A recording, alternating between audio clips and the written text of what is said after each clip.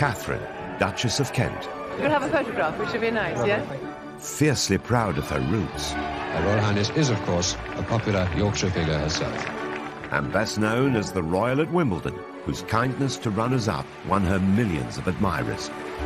Katharine devoted 4 decades to public service and was an inspiration to royals who followed. She represents the best of the royals. She is the perfect ambassador for the British royal family. After marrying into the family 60 years ago, I, Catherine Lucy Mary, take thee, Edward. royal life has come at a cost. From those who doubted she was good enough, There was a lot of opposition to the marriage at first. to a strained early married life. Catherine was effectively an army wife, and I think that meant quite long spells away from her husband. And with events that led to depression, which nearly ended the marriage. I'm told that Catherine had thought about seeking a divorce. This was a lady who'd been put through the ringer. Catherine withdrew from public duties and shunned her royal title. The fact that she stepped back without making a big song and dance about it, she's a bit of a royal pioneer. She's challenged royal convention throughout her marriage, from converting to Catholicism to taking on a secret new role. I learnt more from these children than I ever taught them. Beloved by the public and the good causes she supports, how has Catherine succeeded where so many royals have failed? At an age when most people would be forgiven for putting their feet up, she just keeps going on.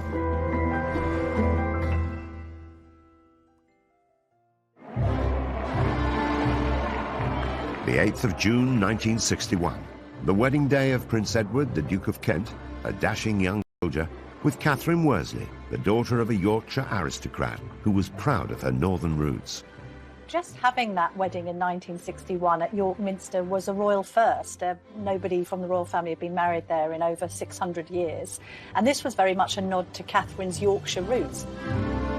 She's very proud of the fact she comes from Yorkshire and from the north. The Queen and her family travelled up on a special train for the landmark event, while the young Princess Anne was among Catherine's bridesmaids. The local media dubbed this as the White Rose Wedding. And indeed it was. Even the Queen had the White Rose of York as part of a tribute to the setting. Just under 12 million viewers tuned in to watch the afternoon ceremony, and it was one of the highest-rating programmes of the week in half the nation's homes, at a time when the UK had... take thee, Edward, To my wedded husband. to my wedded husband. was just one small hitch, not seen on camera, as the newly married couple made their exit. After they'd signed the registers, the veil got caught on the step of the altar, and she felt it pull and stood absolutely still until it was released. Otherwise, the veil would have come off, and the diamond bandeau tiara that she was wearing that had once belonged to Queen Mary would have come crashing to the floor. No Duchess, composed and smiling, unruffled even when her train gets caught up. Catherine made her mark from the word go. She was the first untitled woman to marry into the royal family for more than a century. As this 1961 tabloid reveals, it was front-page news that the Duke of Kent was to marry a Yorkshire lass. It did break with tradition, this idea that although she was the daughter of a baronet, that she wasn't royal herself. And that was breaking boundaries and changing things. She's definitely upper class. She had no title, but her parents had a title, and it was clearly a love match. And she was quite clearly a sweet girl, and that was how she was portrayed. Marrying into the firm had not been Catherine's long-term ambition, but she went on to embrace the royal family on her terms. From an early age, her biggest passion was music, as she explained in a revealing interview on Desert Island Discs. Well, I hoped music would be my life. I don't think I had any other real ambitions at that time. So I get very emotional about music and was very sad to slowly have to give it up. The story of the aspiring music teacher who put her career on hold to be a royal began on the 22nd of February 1933. She was born Katharine Worsley at Hovingham Hall near York. Her father was Sir William Worsley, 4th Baronet. The Worsley family have owned the estate more than 400 years and remain there to this day. Catherine's background was certainly aristocratic, and she lived quite an idyllic existence at the family estate in Yorkshire. As these charming family photographs reveal, the young Catherine found plenty of play areas within the extensive grounds of the Hovingham estate. But her childhood was solitary because her 3 older brothers were away at prep school during term times. Catherine was very close to her father, very fond of him. Catherine talks about how, as a child, he would often take her to the beach at Scarborough, and they would indulge with her playing on the sands. Catherine went to school from the age of 10, first at St Margaret's, then based at the stately Castle Howard close by her home. But when she was 13, she went to music. She learned to play 3 instruments, piano, organ and violin.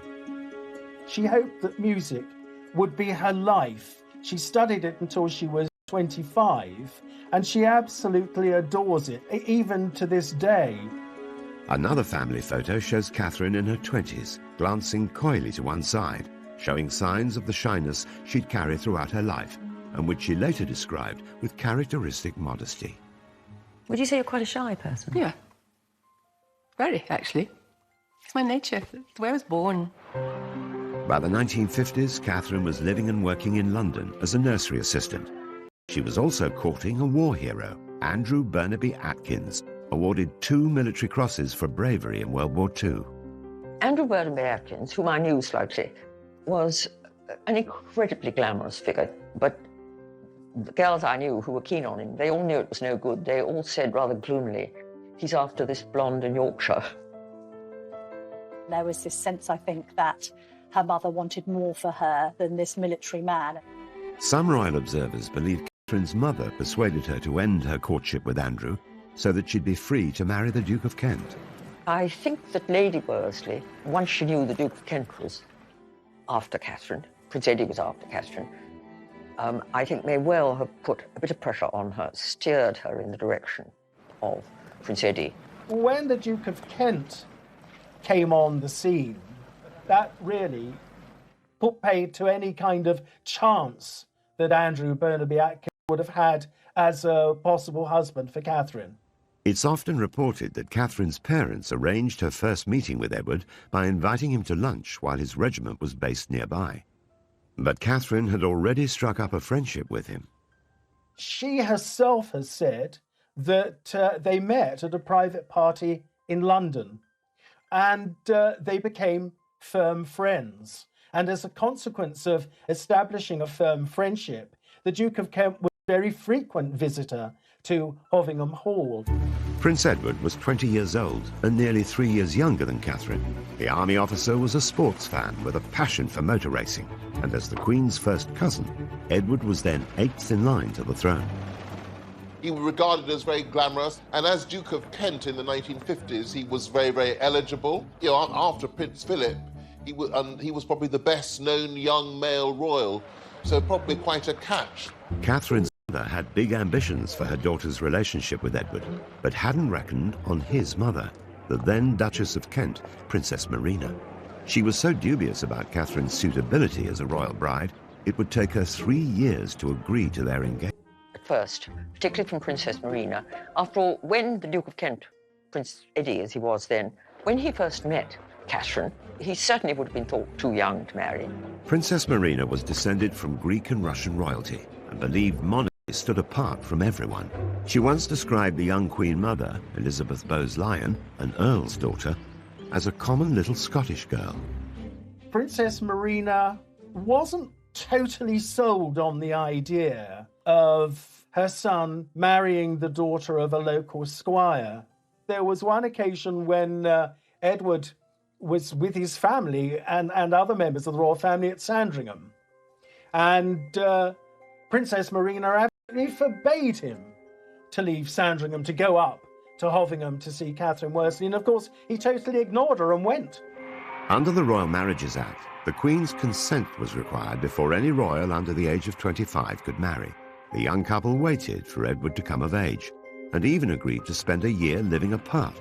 While he served in Germany with his regiment, Catherine visited her brother in Canada and travelled in the USA and Mexico. I would imagine the year apart went apart from each other was so that they both were certain of what they wanted to do. The separation made them more determined to be together and prove their devotion. In a frank radio interview years later, Katharine acknowledged that they made a wise decision. I went abroad for a while to think it out, and during that time I think it just made us both quite certain that it was the right thing. It made them realise that what they felt for one another was for real. So when, of course, they came back, Princess Marina really had no choice but to give her permission to their marrying. Princess Marina coached Catherine in royal standards of behaviour, and once Catherine was married to Edward, she took on Marina's title to become the new Duchess of Kent.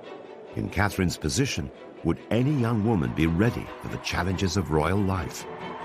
Marina had a very, very high profile in the family as the Duchess of Kent. I think to be the new Duchess of Kent, that's a difficult role. So you're a woman of 28 who's married into the royal family, given up your independence. You've got possibly an overbearing mother-in-law, and you've got an extensive programme of royal duties as well as being a military wife. I think this is a lot to take on all at once. As Duchess of Kent, Catherine's taxing royal schedule lay ahead of her, but her love of music would never go away and would lead to a secret second life. Catherine, being said, well, let me come in and do a singing lesson for you with your class, and I'll just, come and help you. After marrying into the royal family in 1961, Catherine, the Yorkshire lass, was now Catherine, Duchess of Kent. Thrown into a high-profile job with a grand title, she embraced the busy schedule of a working royal. I think it's important to realise the Duke and Duchess of Kent were very senior royals. Catherine, along with Margot, the leading female royal of that generation, so she was a bit of a star of the show. In the early years of their marriage, the Duke and Duchess of Kent were a great support to the Queen, at a time when her own children were too young to take on duties of their own. So as well as attending major royal events like Trooping the Colour or the state opening of Parliament, they were also asked to go on royal tours. The Kents represented the Queen overseas many times. One of their earliest visits was to Uganda in 1962 to mark the country's independence from British colonial rule.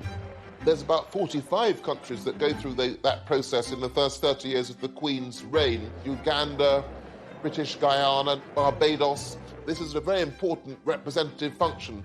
So the Duke and Duchess of Kent were very significant in that.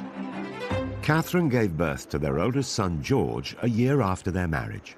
They joined Edward in Hong Kong for a year during his military service. By 1970, they had 2 more children. While the Duke had served in Germany and Cyprus, Catherine was mostly in the UK, juggling her busy royal schedule with raising their family. Catherine was effectively an army wife, and I think that meant quite long spells away from her husband, and I think proved very difficult for a couple just starting out in life together.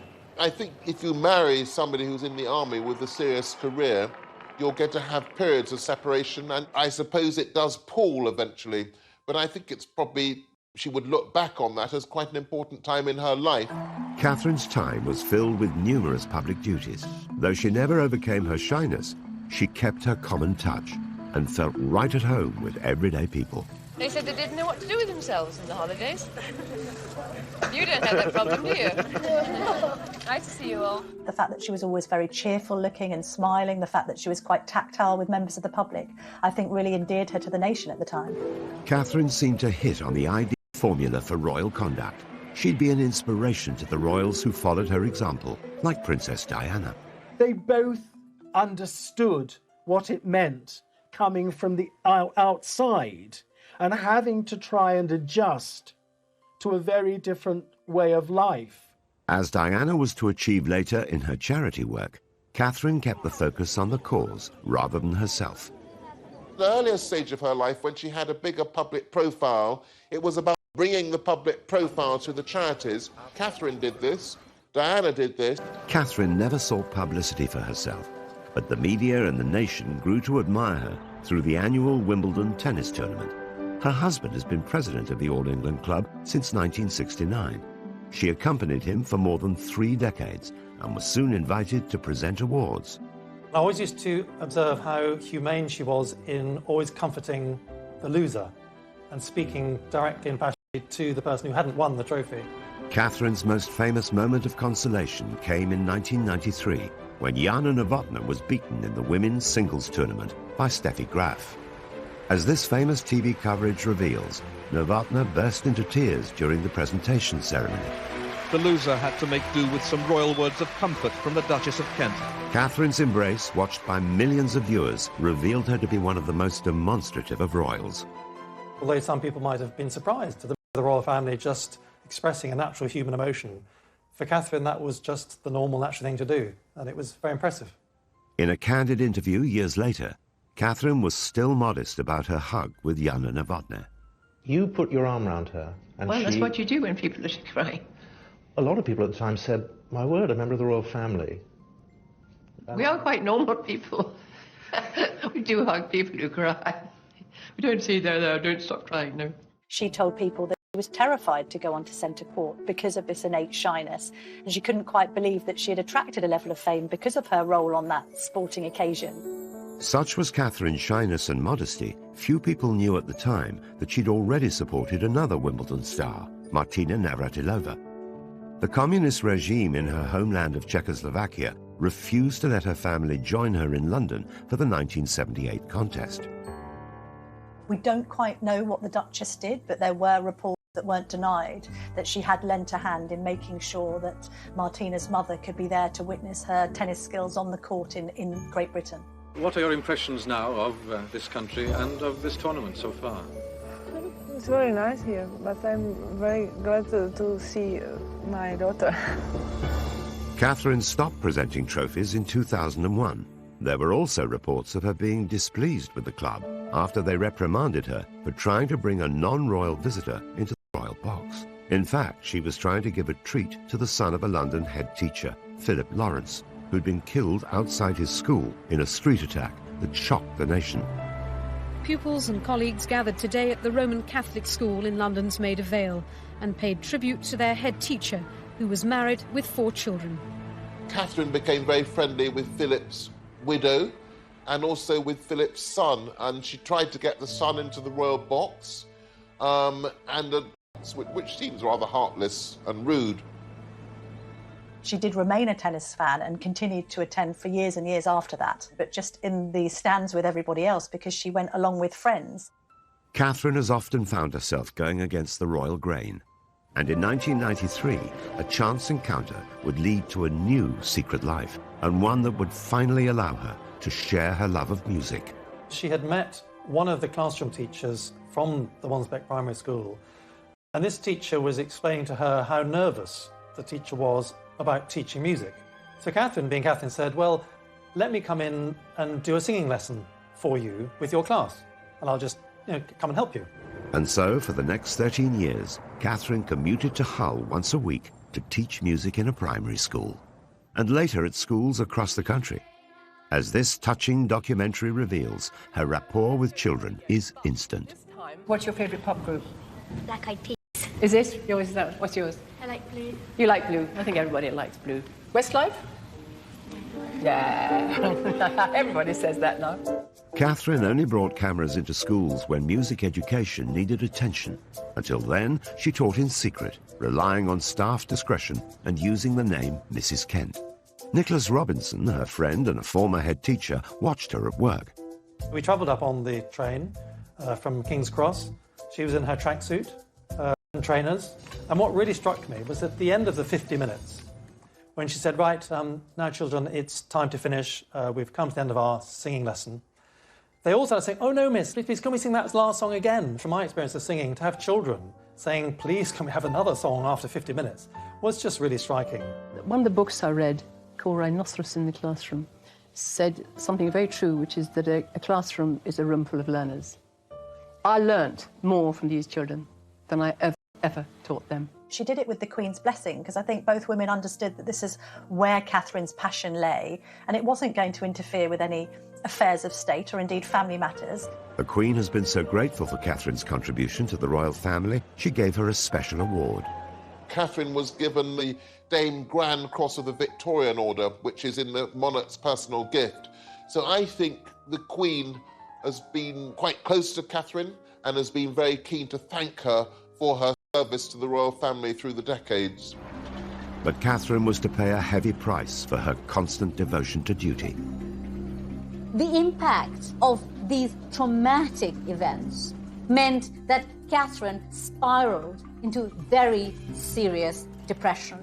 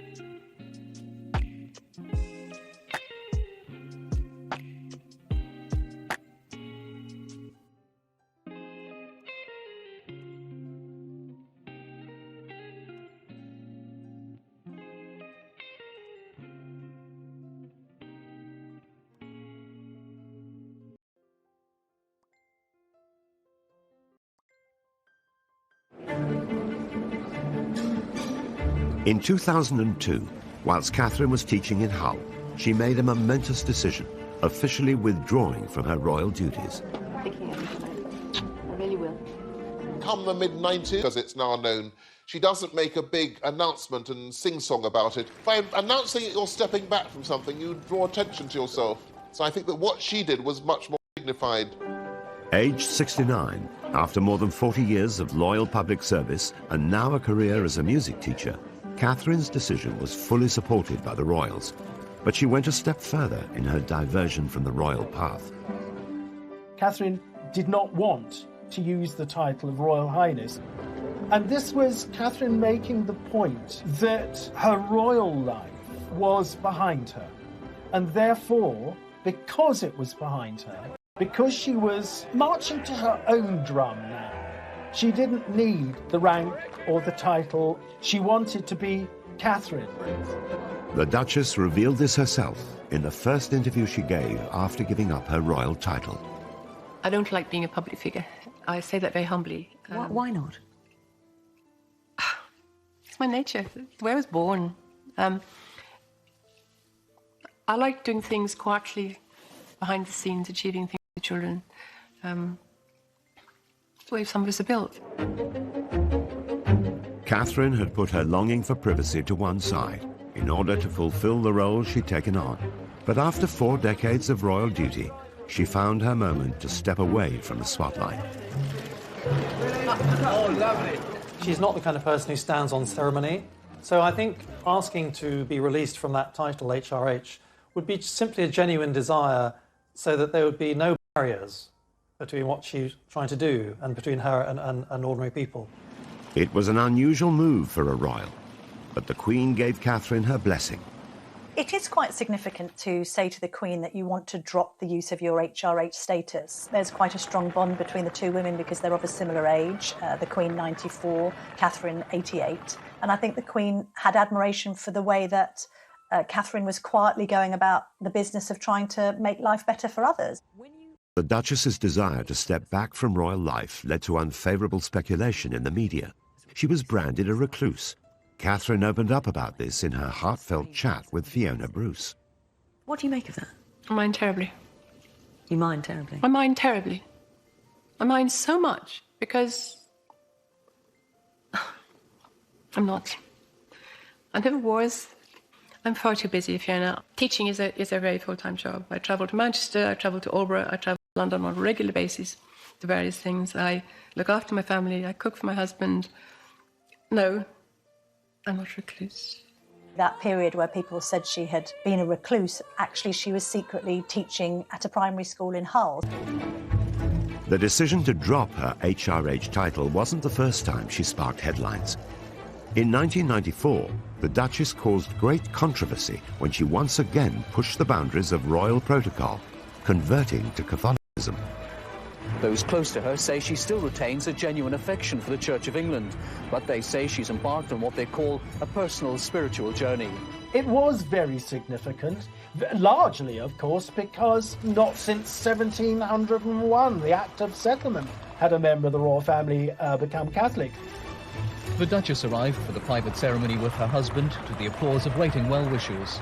Catherine's decision to ask the Queen to allow her convert was really another example of what a determined woman she was. Despite being head of the Church of England, the Queen approved of Catherine's personal decision, but the move still caused a stir in the press. I think the media regarded it as quite controversial simply because it had never happened before.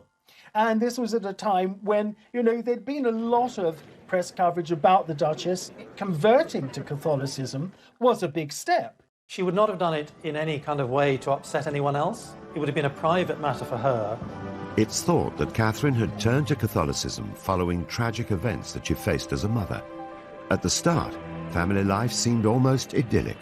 In the 1960s, I think it was a very happy family. They had the lovely house of Coppins in Iver, about 15 miles to the west of London, which had been inherited from the Duke and Duchess of Kent, the previous generation. The couple have 3 children. Their eldest child, George, known as the Earl of St Andrews, their middle child, a daughter, Lady Helen Windsor, and their youngest child, Nicholas, Lord Windsor. She seems to have had a desire to have a big family, so they had the 3 children, and it seems that she wanted to have a 4th child.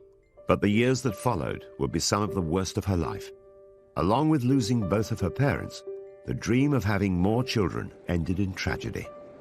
In 1975, at the age of 42, she became pregnant with her 4th child, but very sadly she contracted German measles. And of course, German measles in the first trimester can have the most devastating effect. And she had a termination. And I don't think she ever really quite forgave herself for that. But at the time, it seemed absolutely the right thing to do. Although the decision was medically advised, it's said to have plagued Catherine ever since. And in 1977, 2 years after the termination, tragedy struck once more. At 44, she conceived at birth.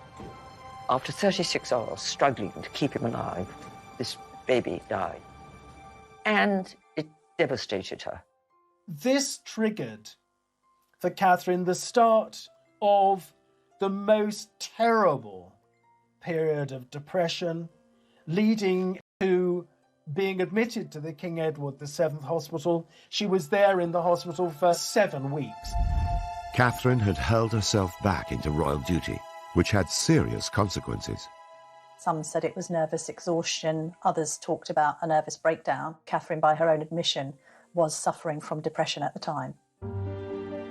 Catherine later took another groundbreaking step for a royal, publicly opening up about the trauma of losing children and her personal battle with mental health issues. Royals weren't open about their mental health as we're used to them being now, with the likes of Prince William and Prince Harry talking about their Heads Together charitable initiative. Back then it was unheard of really for royals to be that revelatory about their own innermost feelings. Catherine gave very few interviews, and then only on subjects about which she both felt deeply and she felt would be of significance and use to members of the public who might have suffered in the same way. That did make Catherine appear to be somebody who was perhaps more relatable than the average royal, somebody who seemed human, very much one of us rather than being perhaps one of them. In addition to the loss that the couple suffered, the Duchess also battled health issues for most of her adult life. It was first said that she was suffering from Epstein-Barr virus, then ME, before it seemed to be confirmed that it was celiac disease that she was suffering from. But before, of course, that they'd actually got to that, she had been suffering quite considerably from health problems. None of that was apparent at the time when she was cheerfully giving the prizes at Wimbledon, carrying out a huge programme of public engagements. Despite the toll it took on her health, Catherine remained determined to measure up to royal expectations in a world where duty comes before all else. It epitomizes the essence of this determined woman. You know, she refers to herself as a perfectionist, and she says, I'm a 24-hour person. Since I've known Catherine over the 20 years, she has always worked tirelessly. And I know when she was teaching in East Hull, that over the 13 years that she was teaching there, I think she only missed 2 days. Despite Catherine's personal struggles, her primary focus seems to be helping others. Alongside being a working royal, a teacher and a mother, a large part of Catherine's life has been dedicated to charity. She marries into the royal family, and that gives her a voice and an ability to make a difference. It's not a crazy dream. It's a possibility. I really do believe we can actually do this. She has served as the patron, president or board member of more than 100 charities. The Duchess's visit is to highlight the work of VSO volunteers by raising their profile in Macedonia and helping persuade government and people that those with mental and physical problems should not be stigmatised. With Catherine, the charities that were closest to her heart always seemed to be music, children, and the elderly. One especially close to her heart was Helen House in Oxfordshire, the home for terminally ill children, and she was a great presence there. I learnt, I suppose, after being here 4 or 5 times, it suddenly came to me how tears and smiles walk side by side. I think the Duchess of Kent was very much the kind of royal that didn't just want to be on a letterhead. She actually wanted to go and witness the work being carried out by charities firsthand, and even at times take part in it herself. For some years, Catherine went as a volunteer on pilgrimage to Lourdes in France, getting up at 6 o'clock in the morning, going to the hospital, helping to bathe and dress one of the pilgrims, or helping to feed them, sitting with them having a cup of tea, a cup of coffee, or just chatting to them. After she took on her role as patron of the Samaritans, the Duchess insisted on becoming a Samaritan herself, personally taking calls from those in need. She worked for them as a volunteer for many, many years, and she was always known as Kate. And, of course, nobody knew who they were talking to. I remember I said to her, how do you cope if somebody rings up and says, I want to die? What do you say? And she replied, you have to cut everything else out and focus solely on trying to help that person. Here's a woman who's led a life of the most unimaginable wealth and privilege, and yet has managed to retain the common touch. She's still that golden-haired lass from Yorkshire, you know, who married the royal prince. Whilst Catherine directed the spotlight onto her charities, what many didn't realise is that her marriage to the Duke of Kent was under great strain, and had been for some time. Catherine and Edward were quite different people with very different interests. And though they were very much in love and had a loving family life, this put a strain on their relationship. And then in the 1970s, after the loss of not 1, but 2 children, and Catherine's serious depression, Catherine needed her husband to be there for her. Edward was raised as a royal. He was part of the royal family. With the repression that can bring, with the restrictions that can bring, Edward wasn't able to deliver. It's even thought at the time that the couple were considering divorce. I'm told that Catherine had thought about seeking a divorce, but certainly the Duke of Kent promised the Queen that there wouldn't be a divorce. Divorce was still frowned upon by the Church of England, and as its head, the Queen could not have supported such a controversial decision. Catherine stuck very closely to doing the right thing. She would never have dreamt of doing anything that she felt the Queen would disapprove of. She did not allow any marital discord to affect her relationship either with the royal family or with the life of service she had chosen. Edward and Catherine stayed together, and so whilst they would still undertake engagements together, they began drifting apart and would lead pretty much their own separate lives. When newcomer Diana faced similar struggles in her royal marriage, an unlikely friendship developed. She understood Diana's problems. She could see the privilege, but also the pain.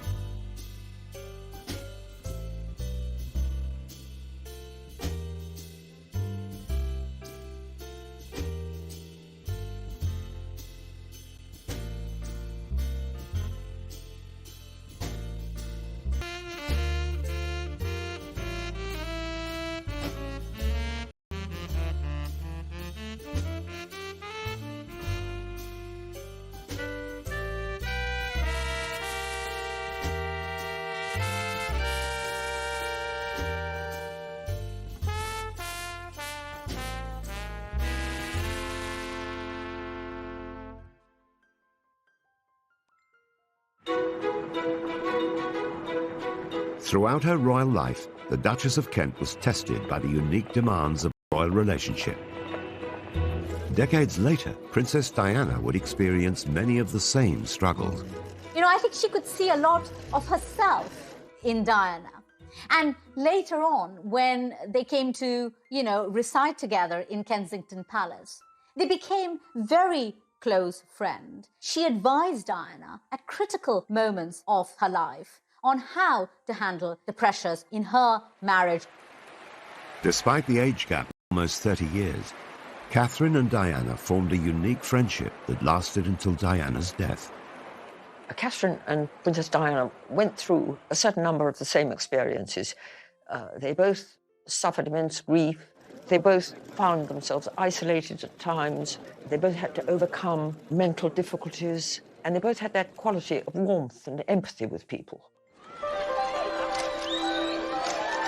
They were both free spirits, both wanting to respect the Queen in their royal role, but equally perhaps wanting to break free and operate a little differently in the royal sphere.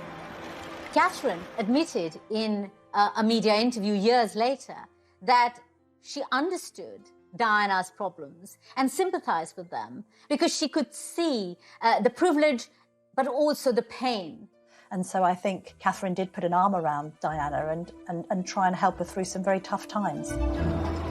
Catherine knew too well the rigour of royal life.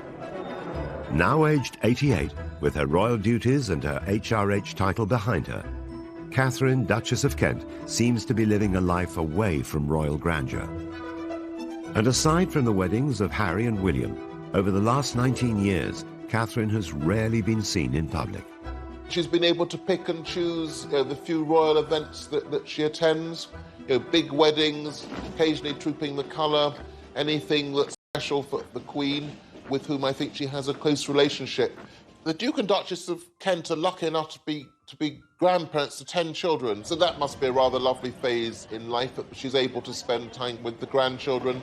It's often interesting to see royals who are now in their 80s being described as sort of having stepped back from age. Even at nearly 90, Katharine is committed to public duty. In 2004, rather than winding down after retiring from royal life, Katharine co-founded a music charity, Future Talent. I know she's patron and president of many organisations and charities, but this particular charity is her own vision. It's her baby. Having taught now for 12 years, as you say, in East Hull, and being incredibly frustrated by, I would say, at least 20 children in 12 years who had potential to reach the very, very top in music, and immensely frustrated that I can't find a route forward for them. What I want to do is try to bridge this enormous divide. Why shouldn't all children have equal opportunities in music? Why not?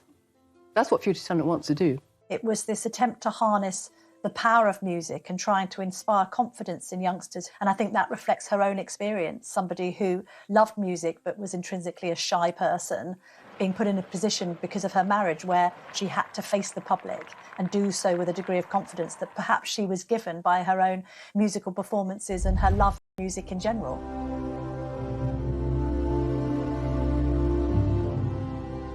The charity has recruited ambassadors such as Dame Judi Dench and Sting, and Katharine has organised concerts at Buckingham Palace and Windsor Castle for the young musicians. Right from the beginning, Katharine would go into the office 2 or 3 times a week and we'd be writing letters and making phone calls. At an age when most people would be forgiven for putting their feet up and taking it easy, she just keeps going on. Spanning 7 decades, the Duke and Duchess's marriage has not been without its difficulties. But after living largely separate lives, in 2013, Katharine moved back into their home, Wren House in Kensington Palace, after Edward suffered a stroke. It's rumoured that the two are closer now than they have ever been before. But this is the quintessential Katharine, giving support and succour when she feels it's needed, whether to her husband, who is now ailing, or in the past to the weeping Jana Novotná in Wimbledon. The Duchess is still close with her royal relatives, and her neighbours at Kensington Palace include William and Kate.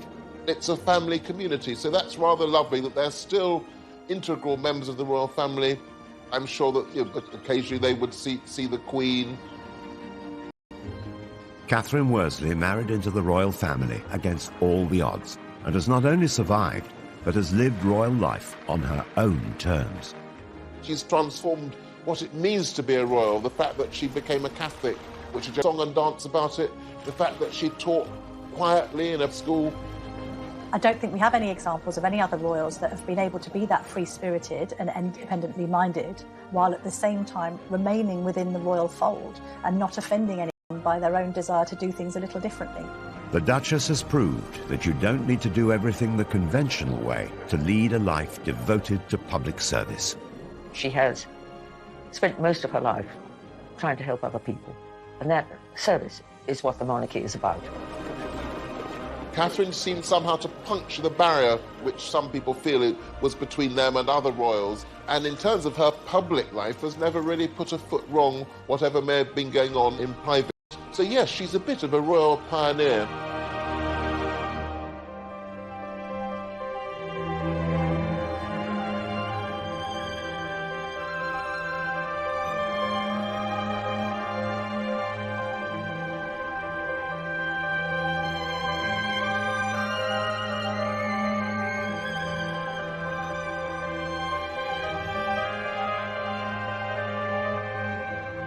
Near York, Her father was Sir William Worsley, 4th Baronet. The Worsley family have owned the estate for more than 400 years and remain there to this day. Catherine's background was certainly aristocratic, and she lived quite an idyllic existence at the family estate in Yorkshire. As these charming family photographs reveal, the young Catherine found plenty of play areas within the extensive grounds of the Hovingham estate. But her childhood was solitary because her 3 older brothers were away at prep school during term times. Catherine was very close to her father, very fond of him. Catherine talks about how, as a child, he would often take her to the beach at Scarborough, and they would indulge with her playing on the sands.